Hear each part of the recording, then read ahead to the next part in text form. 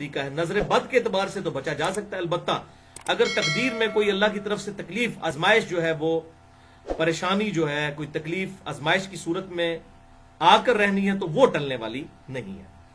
اب یہاں پر میں اس حوالے سے تھوڑی نظر بد کے حوالے سے بھی گفتگو کر لیتا ہوں. اس کانٹیکسٹ میں 5 صحیح الاسناد احادیث انشاءاللہ ڈسکس کروں گا، اور 5 کی صحیح بخاری اور صحیح مسلم سے ہیں الحمدللہ.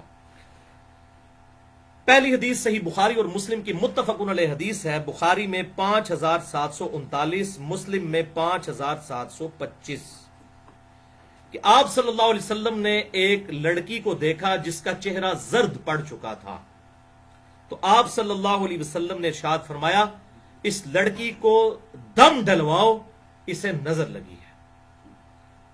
تو یہ حدیث بخاری اور مسلم دونوں میں موجود ہے. یعنی وہ چہرے کے آثار دے کر آپ صلی اللہ علیہ وسلم نے فرمایا کہ اس لڑکی کو لگتا ہے نظر لگ گئی ہے، اس کو دم کرواؤ. دوسری حدیث صحیح مسلم میں انٹرنیشنل نمبر کے مطابق 5732 ہے کہ صحابہ کرام علیہم رضوان کہتے ہیں کہ ہم دور جاہلیت میں کچھ دم کیا کرتے تھے، کچھ اسی طریقے سے ہم پڑھ کر پھونکا کرتے تھے مختلف مریضوں کی شفا کے لیے. تو آپ صلی اللہ علیہ وسلم سے ریکویسٹ کی تو آپ صلی اللہ علیہ وآلہ وسلم نے ارشاد فرمایا مجھ پر اپنے دم پیش کرو زمانے جاہلیت کے جو اس وقت تم کرتے تھے، اگر ان میں شرک نہ ہو تو ان دموں کو کرنے میں کوئی حرج نہیں ہے. یعنی اس سے یہ بات پتہ چلی کہ دم کے لیے قرآن و سنت سے ہونا ضروری نہیں ہے. اس کے علاوہ بھی اگر کوئی دم موجود ہے، قرآن و سنت کے عقائد سے وہ ٹکراتا نہ ہو، چاہے وہ ہندوؤں کے اندر ہو دم، چاہے وہ کرسچنز کے اندر ہو، جیوز کے اندر ہو، شرکیہ کلمات نہ ہو اور کوئی کلمات ہو، تو وہ دم کیا جا سکتا ہے. اور اسی میں ظاہر امپلائڈ ہے یہ بات کہ اگر قرآن حکیم سے بھی کسی نے کوئی ایکسپیرینس کے ذریعے یہ بات سمجھ لی ہے کہ یہ آیت پڑھنے سے اس علاج اس معاملے کا ہو جاتا ہے، چاہے وہ قرآن و سنت میں نہ بھی موجود ہو، ایکسپیرینس کے ذریعے کسی کو یہ بات پتہ چلی ہے، تو اس طرح کے دم کرنے میں بھی شرعی طور پر کوئی قباحت نہیں ہے اس حدیث کے تحت. اور اس کی ایکسپلینیشن صحیح مسلم میں اگلی حدیث سے ہو جاتی ہے، اور یہ اکثر لوگ پوچھتے ہیں، اس لیے میں اب اس کو کھول کر بیان کر رہا ہوں اس حوالے سے. یہ بڑی کریٹیکل حدیث ہے. تیسری حدیث صحیح مسلم سے 5731 کے معاملے کو بالکل کھول دے گی. صحابہ کرام علیہ رضوان نے عرض کیا اللہ کے رسول صلی اللہ علیہ وسلم ہم لوگ زمانے جاہلیت میں بچھوؤں کے ڈسنے کے اوپر دم کیا کرتے تھے. یعنی بچھو ڈس جاتا تھا، دم کرتے تھے، شفا ہو جاتی تھی. شفا تو ہوتی تھی ظاہر ہے.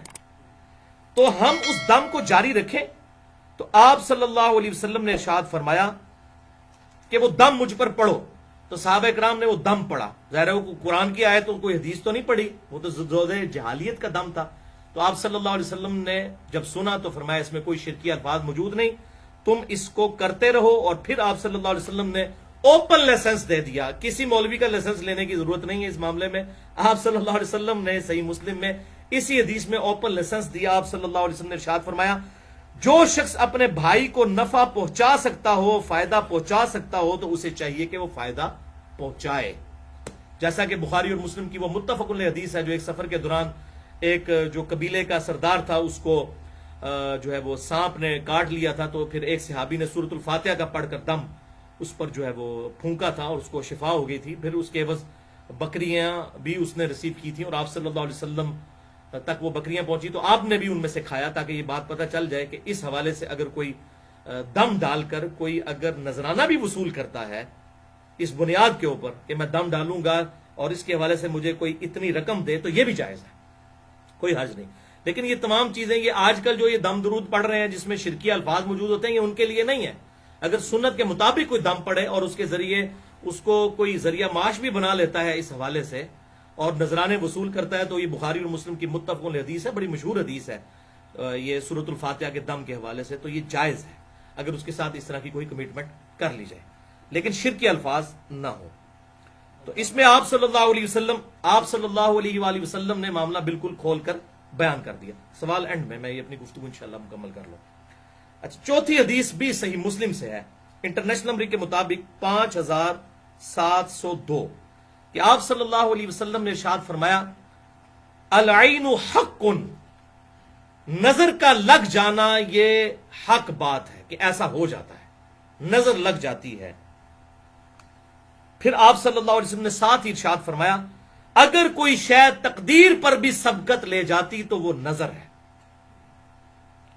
اور جب نظر لگ جائے اور کوئی شخص تم سے غسل کا مطالبہ کرے تو اس کے لیے غسل کر دیا کرو۔ اب یہ ایک پورا معاملہ ہے، یہ غسل کرنا کیا ہے، وہ بخاری اور مسلم میں حدیثیں ملتی ہیں، الموطا امام مالک میں بھی ڈیٹیل کے ساتھ، کہ ایک صحابی تھے سیدنا سہل بن حنیف رضی اللہ تعالیٰ عنہ، ان کو نہاتے ہوئے دوسرے صحابی نے دیکھا، عامر بن ربیہ رضی اللہ تعالیٰ عنہ نے۔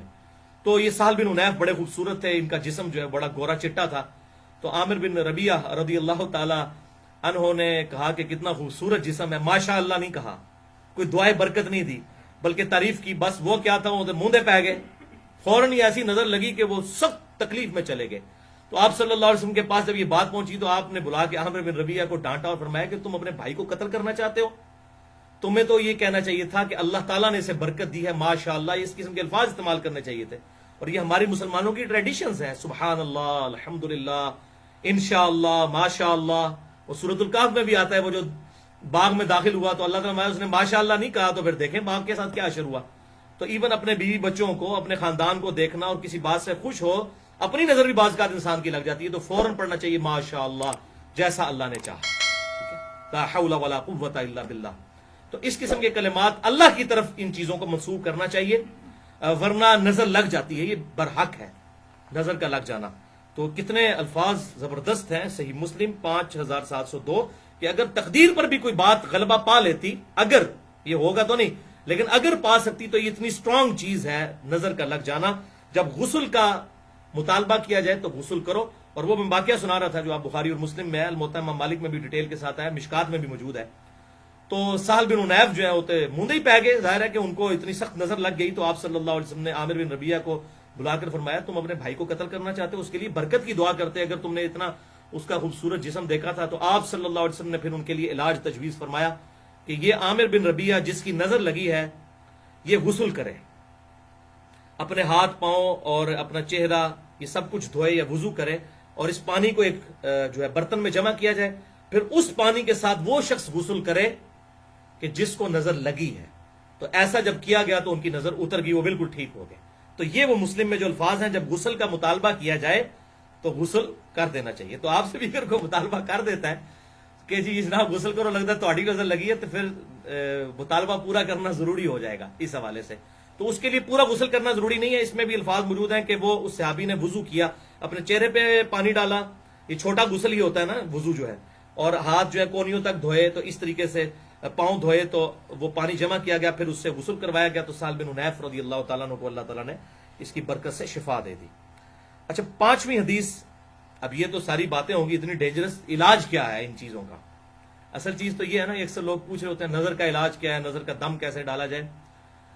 تو دم تو مختلف لوگوں نے ایکسپیرینس سے بھی حاصل کیے ہیں۔ سورہ قلم کی جو آخری آیات ہیں، وَإِن يَكَادُ الَّذِينَ كَفَرُوا لَيُزْلِقُونَ، یہ میں آپ کو پڑھ کے بھی سنا دیتا ہوں، اس کا تھوڑا ترجمہ بھی اس حوالے سے، یہ بڑی امپورٹنٹ آیات ہے، یہ حدیث میں تو نہیں ہے لیکن لوگوں کا ایکسپیرینس ہے نظر بد کے حوالے سے۔ سورہ قلم جو ہے، سورہ الملک سے جو فوراً بعد آگے سورت ہے وہ سورہ ہے سورہ قلم، تو اس کی آخری آیات جو ہیں، آخری آیت 51 اور 52 جو ہے، وَإِن يَكَادُ الَّذِينَ كَفَرُوا لَيُزْلِقُونَكَ بِأَبْصَارِهِمْ لَمَّا سَمِعُوا الذِّكْرَ، کہ یہ کافر تو یہ چاہتے ہیں کہ وہ ضرور تمہیں نظر لگا دیں اپنی آنکھوں کے ذریعے جب وہ الذکر قرآن سنتے ہیں۔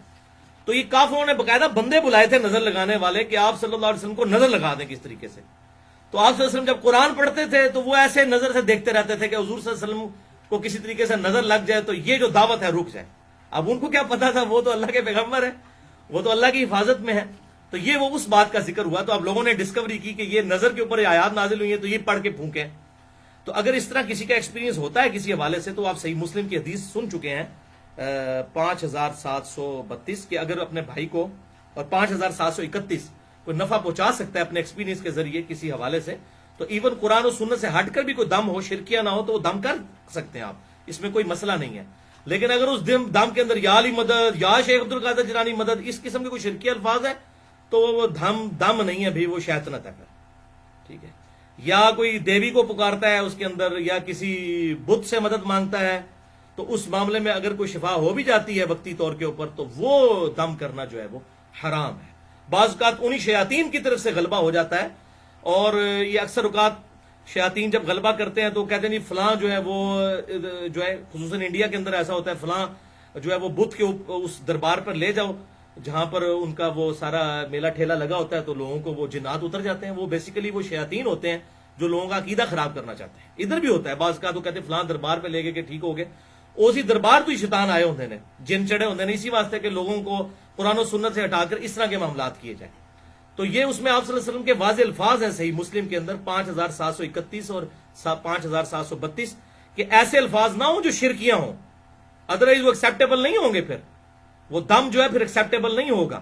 ہاں شرکیاں نہ ہو تو چاہے قرآن و سنت میں نہ بھی ہو، یا ایون قرآن سے کوئی ایسا دم ہو جو آپ صلی اللہ علیہ وسلم نے تعلیم نہیں فرمایا لیکن کسی نے ایکسپیرینس سے لرن کیا ہے، تو وہ بھی کر سکتے ہیں۔ آپ صلی اللہ علیہ وسلم نے اجازت دے دی، میں نے مسلم شریف کی حدیث بتا دی ہے۔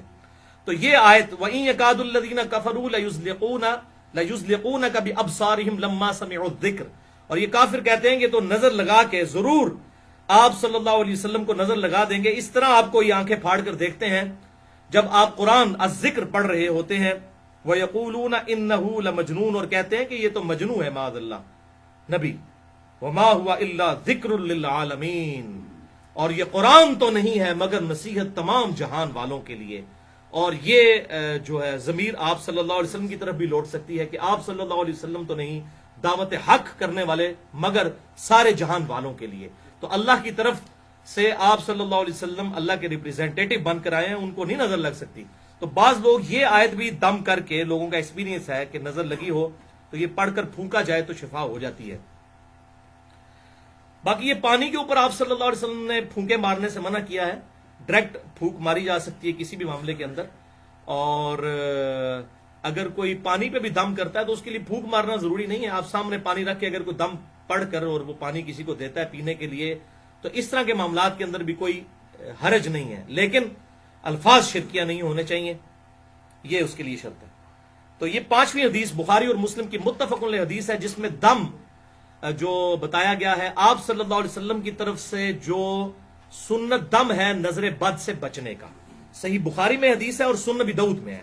بخاری میں 3371 انٹرنیشنل نمبر کے مطابق، اور سنن ابی داؤد میں 4737 کہ آپ صلی اللہ علیہ وسلم نے ارشاد فرمایا کہ تمہارے باپ ابراہیم علیہ السلام اپنے 2 بیٹوں کو یعنی حضرت اسماعیل اور اسحاق کو ان کلمات کے ساتھ دم ڈالا کرتے تھے نظر بد سے بچنے کے لیے۔